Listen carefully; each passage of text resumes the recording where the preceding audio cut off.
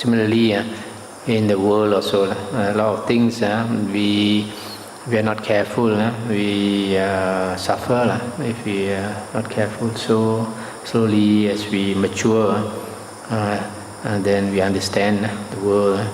There is enjoyment in the world, but there's also suffering in the world.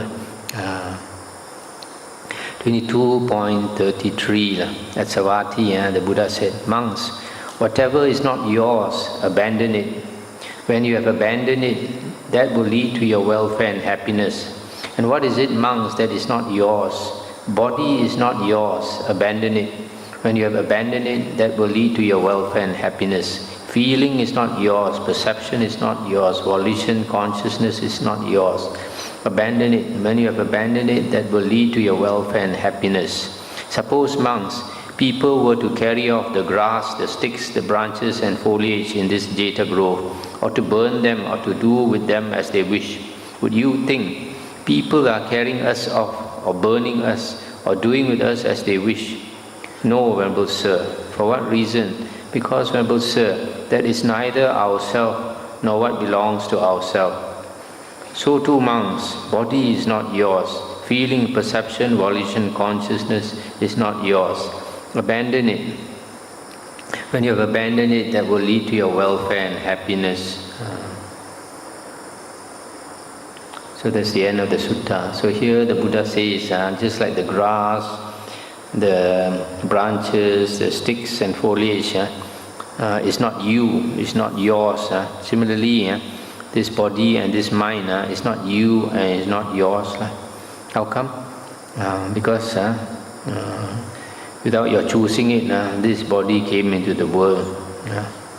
And after you were born, you have no control over it. It grows up by naturally. And then when you're young, you want to grow. You want the body to grow faster, so that you want to become an adult. But it won't listen to you.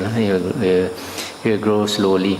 And after you become an adult, and you start to become old, at that time you panic. Then you want the body to slow down. But you also have no control. Before you know it, suddenly, oh, you're 40 years old. Your eyes, you cannot read the newspaper anymore. You have to put on glasses. Very fast, isn't it? When you are 20 years old or 20 something, you still think you haven't grown up fully yet. Then when you are 30 something, you think just mature. And before you know it, Tofangan has come already, and your eyes telling you that you are growing old already. So that's why life goes by so fast.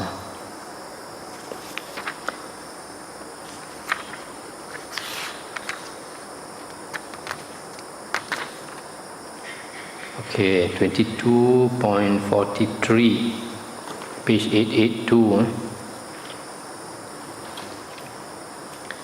At Savatthi, this translation I don't like so much. It says, "Monks, dwell with yourselves as an island, with yourselves as a refuge, with no other refuge, with the Dhamma as an island, with the Dhamma as a refuge, with no other refuge." The old translation from the Pali Text Society, maybe because we are used to it, it sounds nicer to me. There it says, "Monks, be a lamb unto yourselves, be a refuge unto yourselves, with no other refuge. Take the Dhamma as your lamb, take the Dhamma as your refuge, with no other refuge."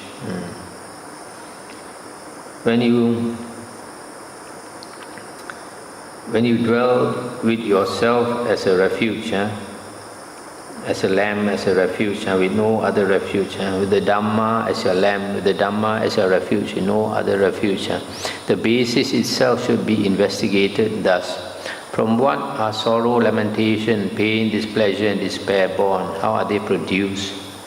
Let's stop here for a moment. Before I go further, you see this first opening sentence is very important. Be a lamb unto yourselves, or be an island unto yourselves. Be a refuge unto yourselves with no other refuge. That means the Buddha is saying, depend on yourself. Don't go and depend on some famous teacher and all that. Don't depend on any other person. Even if we live in the same room as an arahant, we cannot become enlightened if we don't depend on ourselves. Just like the simile, if you take a spoon to drink soup or to eat your meal, you enjoy the meal, you enjoy the soup. Does the spoon enjoy? The spoon doesn't know the taste of the soup or the food, right? So, in the same way, we have to practice a spiritual path. Then only we will taste the fruit of the spiritual path. So that's why the Buddha says that we have to depend on ourselves. We don't depend on anybody else. But the Buddha at the same time says, take the Dhamma as your lamp, take the Dhamma as your refuge, with no other refuge. So we only have to depend on two things. One is to depend on ourselves, and secondly to depend on the Buddha's Dhamma.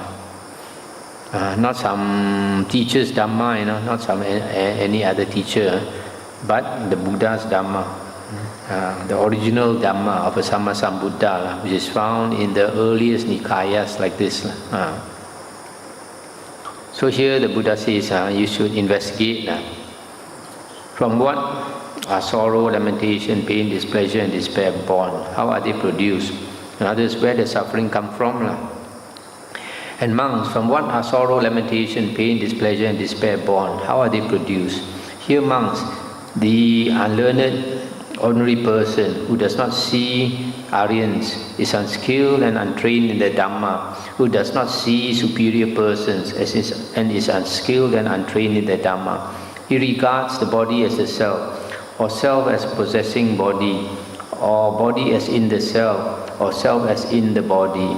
That body of his changes and alters. With the change and alteration of body, there arises in him sorrow, lamentation, pain, displeasure and despair. Similarly, with feeling, perception, volition as consciousness. So here the Buddha says the origin of sorrow, lamentation, pain, despair and all that comes because a person, an ordinary person, does not associate with Aryans, does not know the Aryan Dhamma, does not train in the Aryan Dhamma. So because of that, he regards the five aggregates as the self, or as belonging to the self, or as being in the self, or the self as being in the five aggregates. But the five aggregates must change because it's the nature of everything in the world to change. So when the five aggregates change and he is too attached to the five aggregates, then when they change, he cannot accept it. So sorrow, lamentation, pain, displeasure and despair arise. That is how suffering comes about. But monks, when one has understood the impermanence of body, its change, fading away and cessation, when one sees as it really is with correct wisdom thus, in the past and also now, all bodies are impermanent, suffering and subject to change. And sorrow, lamentation, pain, displeasure and despair are abandoned. With their abandonment, one does not become agitated. Being unagitated, one dwells happily. A monk who dwells happily is said to be quenched in that respect. When one has understood, similarly, when one has understood the impermanence of feeling, perception, volition and consciousness, one sees as it really is, with correct wisdom, in the past and also now, all aggregates are impermanent, suffering and subject to change. So if he sees that, then he is not attached to it. Then sorrow, lamentation, pain and despair and all are abandoned. And with the abandonment, he does not become agitated. He dwells happily. That's the end of the sutta. So you see, sorrow and lamentation, all this suffering is born from attachment to the five aggregates, which we take to be the self or as belonging to the self.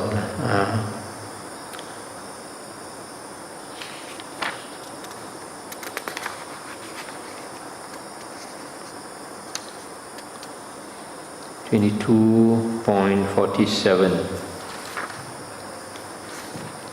Savati, monks, those ascetics and Brahmins who regard anything as self in various ways, or regard as self the five aggregates subject to clinging, or a certain one among them. What five? Here, monks, the unlearned ordinary person who does not see noble ones and is unskilled and untrained in the Dhamma, who does not see superior persons and is unskilled and untrained in the Dhamma, regards body as self, or self as belonging to, or body as belonging to self, or body as in the self, or self as in the body. He regards feeling, perception, volition and consciousness as self, or as belonging to self, or as being in the self, or the self as being in the aggregates. Thus in this way of regarding things, and the notion I am have not vanished in him. As I am has not vanished, there takes place a descent of the five faculties, of the eye faculty, the ear faculty, the nose, tongue, body faculty. There is, monks, the mind, there are mental phenomena, there is the element of ignorance. When the unlearned ordinary person is contacted by feeling born of ignorance contact, I am occurs to him.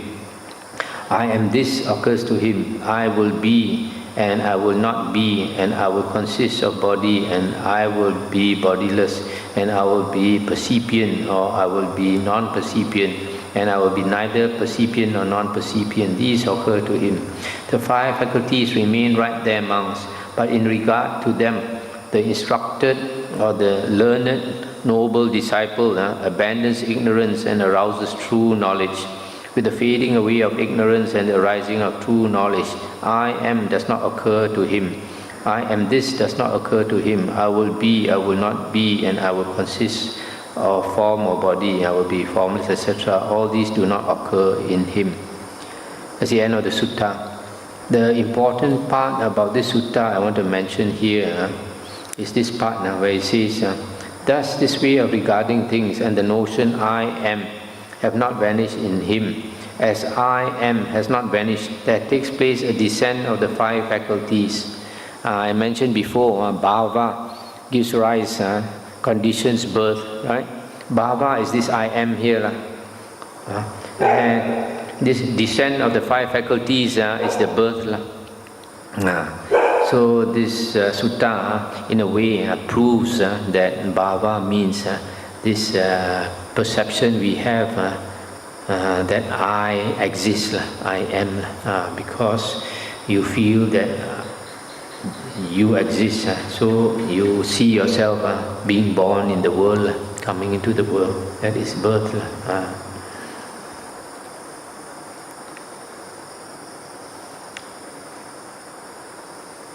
I think I'll stop here for tonight.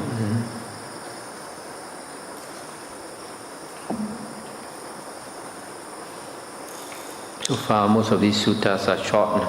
Later, we'll come across some longer suttas on these five aggregates.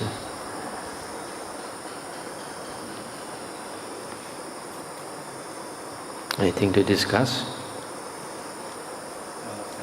Yeah. This one, the sutta always mentioned about directly knowing as they are and true knowledge. What is actually? That means seeing very clearly. You see, when we listen to these words of the Buddha, there is this five hindrances blocking us. So these five hindrances being sensual, desire, ill will, sloth and torpor, restlessness and worry, and doubt. So because they hinder us, so when we listen to the sutta, we don't see it so clearly. We don't understand it so clearly. For example, the Buddha says, these aggregates are impermanent. And because they are impermanent, they give rise to suffering. That we can see. Then the Buddha says, since these aggregates are impermanent and